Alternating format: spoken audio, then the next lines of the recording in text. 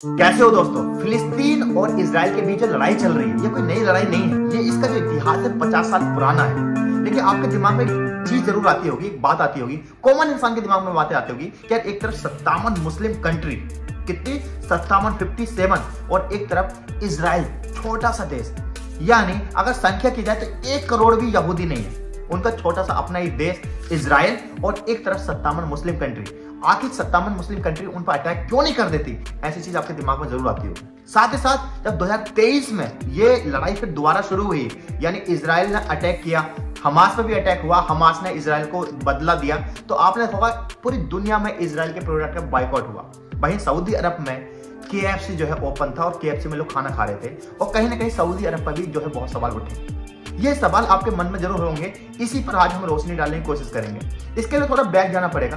14 मई 1948 को इजराइल जो है अपने अस्तित्व में आया, यानी यहूदियों का अपना एक देश बन गया इजराइल। उसके बाद ही जो अरब कंट्री हैं वो इजराइल से बदला लेना चाहते थे। 1948 में इजराइल के गठन के बाद ही अरब देश जो है इजराइल से बदला लेना चाहते थे। इसलिए 1964 में यानी जर्मनी में अरब देशों ने फिलिस्तीनी लिबरेशन ऑर्गेनाइजेशन PLO नामक संगठन की स्थापना की और इसकी लीडरशिप जो है यासिर अराफात को दी गई 1969 में। इससे पहले अराफात जो थे एक संगठन चला रहे थे जिसका नाम फतह था, जो इजराइल के विरुद्ध हमले पर काफी चर्चा में आ चुका था। और पहला युद्ध ये कह सकते हैं 1967 में हुआ। हालांकि इससे पहले भी हमले हो चुके थे, लेकिन एक बड़ा जो युद्ध जिसने पूरी एक खाड़ी देशों की जो है एक तरह की भूमिका पे सवाल भी खड़े कर दिए और कहीं ना कहीं उनको जो है सख्ते में डाल दिया।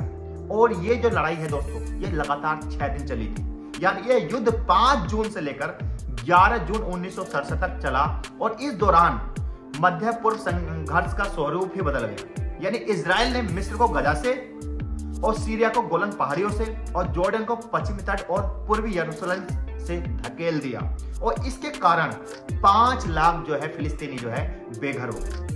अब सोचिए कि कितनी बड़ी बात थी कि यह युद्ध 5 दिन चला, हमला चला और इस युद्ध में 5 लाख फिलिस्तीनी जो है बेघर हो गए। लेकिन दोस्तों ये बात यहां तक नहीं रुकी, क्योंकि मिस्र और सीरिया जो है वो बदला चाहते थे, उनकी जमीन उनसे छिन गई थी। उसके बाद उन्होंने 1973 में एक और हमले की तैयारी की। जब कूटनीति तरीकों से मिस्र और सीरिया को अपनी जमीन वापस नहीं मिली तो उन्होंने 1973 में उन्होंने इजराइल पर चढ़ाई कर दी, यानी हमला कर दिया। लेकिन इस हमले में क्या हुआ, अमेरिका, सोवियत संघ और संयुक्त राष्ट्र संघ ने संघर्ष में एक तरीके से रोकने में महत्वपूर्ण भूमिका निभाई। ऐसा लोग कहते हैं, ऐसा गूगल कहता है, लेकिन रियलिटी ये है कि कहीं ना कहीं इजराइल का जो साथ दिया था अमेरिका ने और सोवियत संघ ने इस मामले में साथ दिया था कि इस लड़ाई के बाद इजराइल अमेरिका पर और अधिक जो है आश्रित हो गया, क्योंकि जो सपोर्ट मिला था इजराइल को वो अमेरिका और सोवियत संघ और संयुक्त राष्ट्र संघ ने सपोर्ट मिला था। लेकिन उसके बाद क्या हुआ था, सऊदी अरब ने इजराइल को समर्थन देने वाले देशों से पेट्रोलियम पदार्थ की बिक्री पर प्रतिबंध लगा दिया। केवल इजराइल के मतलब प्रतिबंध नहीं लगाया कि हम आपको पेट्रोल नहीं देंगे, बल्कि जो जिस देशों ने उनका साथ दिया था इजराइल का, उस पर ही प्रतिबंध लगा दिया, जो मार्च 1974 तक रहा। यानी ये लड़ाई हुई थी 1973 से 1974 तक। लेकिन कहते हैं ना दोस्तों कि किसी भी लड़ाई का सॉल्यूशन लड़ाई नहीं है। और उसके बाद आता है शांति समझौता। और इस शांति समझौता में भी काफी सवाल उठे, क्योंकि उस समय मिस्र के राष्ट्रपति अनवर सादात 19 नवंबर 1977 को यरूशलेम पहुंचे और उन्होंने इजरायली संसद में भाषण दिया। किसने? मिस्र के राष्ट्रपति ने, जिनका नाम था सादात। और उन्होंने इजराइल को मान्यता देने वाले पहले अरब नेता बन गए, यानी पहले अरब नेता थे जिन्होंने इजराइल को मान्यता दे दी।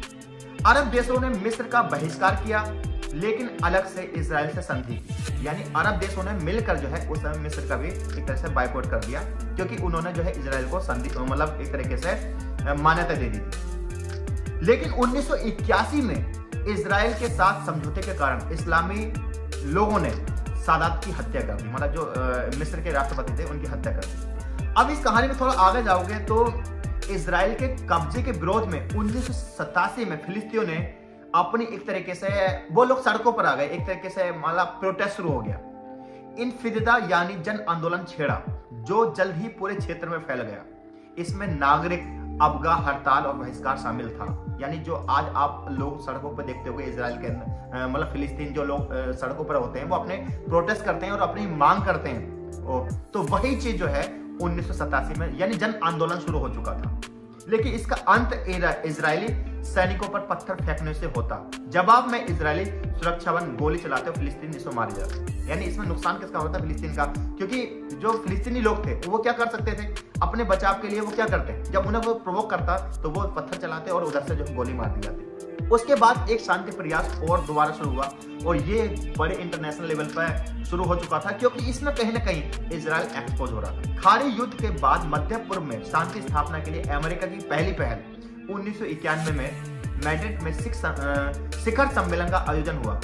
1993 में नॉर्वे के शहर ओस्लो में भी शांति के लिए वार्ता आयोजित की गई। इसमें इसराइल की ओर से वहां के तत्कालीन प्रधानमंत्री रॉबिन और फिलिस्तीनी नेता यासिर अराफात ने हिस्सा लिया कि चलो भाई हम दोबारा जो है शांति समझौता करते हैं। इसके बाद तत्कालीन अमेरिकी राष्ट्रपति बिल क्लिंटन की पहली पहल पर व्हाइट हाउस में शांति के घोषणा पत्रों पर साइन हुए। पहली बार इजरायली प्रधानमंत्री तुम्हारे की जो रॉबिन थे और फिलिस्तीनी नेता अराफात, इन दोनों ने हाथ मिलाया। पहली बार कब? तुम्हारे की 1993 के बाद। 4 मई 1994 को इजराइल और पीएलओ के बीच काहिरा में सहमति हुई और इजराइल कब्जे वाले क्षेत्र को खाली कर देगा, ये बोला गया किसकी तरफ से? इजराइल ने। इसके साथ ही फिलिस्तीनी प्राधिकरण का उदय हुआ, लेकिन गजा पर फिलिस्तीनी प्राधिकरण के शासन में अनेक मुश्किलें पैदा हुई। इस समस्याओं के बावजूद मिस्र के शहर ताबा बॉर्डर वो है जहां पर मैं गया था और मुझे वीजा नहीं मिला था। तो ताबा बॉर्डर एग्जैक्टली वो जगह है जहां पर तुम्हारे के फिलिस्तीन का बॉर्डर है, यानी इजराइल का बॉर्डर है, सऊदी अरब का बॉर्डर है, जॉर्डन का बॉर्डर है, वो जगह। तो इस समस्याओं के बावजूद मिस्र के शहर ताबा में ओस्लो द्वितीय समझौता हुआ। इस पर पुनः साइन हुए, लेकिन इन समझौते से भी शांति स्थापित नहीं हो पाई और हत्याओं और आत्मघाती हमलों का जो दौर है वो जारी। इजराइल की मजबूती में सबसे बड़ा जो हाथ है, जो आप देखते हो यार इजराइल इतना मजबूत क्यों है? आप ये तो बात समझ गए कि जब कोई और देश अटैक करता है तो उसमें अमेरिका जो सोवियत संघ है वो सामने आ जाते हैं। अब सवाल यह है कि यहाँ तो और कोई देश अटैक कर ही नहीं सकता, क्योंकि अगर सत्तावन देश अटैक करते हैं तो उनके सपोर्ट में अमेरिका हो गया, सोवियत संघ हो गया। तो इजराइल इतना मजबूत क्यों है? इसके पीछे है दोस्तों वजह। वो वजह ये है मोसाद। ये मोसाद कौन है? मोसाद एक तरीके से नेशनल सुरक्षा एजेंसी है। ऐसा कौन दावा करता है? इजराइल करता है। और ये इतना खतरनाक है दोस्तों कि इसके बारे में आप गूगल पर पढ़ोगे ना, मोसाद क्या है, तो ये फर्जी पासपोर्ट लेकर दूसरे देशों में जाते हैं और वहां भी बदला लेते हैं। ये मान के चलिए बीबीसी के एक इंटरव्यू में मोसाद के ही एक बंदे ने बताया कि हमें ये ट्रेनिंग दी जाती है, या हम लोगों को ट्रेनिंग देते हैं कि हम लोगों को चोरी करना सिखाते हैं। अगर कोई बंदा हमारा ग्रुप ज्वाइन करना चाहे तो वो एग्जैक्टली वैसे ईमानदार होना चाहिए, लेकिन हमारे लिए ईमानदार होना चाहिए। तो हम उसे चोरी करना सिखाते हैं, लोगों को मारना सिखाते हैं, हम उनको ऐसी चीजें सिखाते हैं जो आम इंसान नहीं कर सकता है, यानी जाहिर है क्राइम की लिस्ट में आते हैं।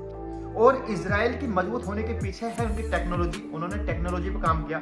आप इसी बात से समझ लीजिए कि अडानी और हिंडनबर्ग वाला आपने मामला सुन रखा होगा कि अडानी दूसरे नंबर पर पहुंच चुके थे पूरी दुनिया में मालदारी के नाम पे, और उनका पूरा एम्पायर जो है एक इजराइल के बंदे ने गिरा दिया। साथ ही साथ आपको पता होगा पेगासस वाला मामला सुना होगा आपने, जब जमाल खुसैसी पत्रकार की हत्या हो गई थी।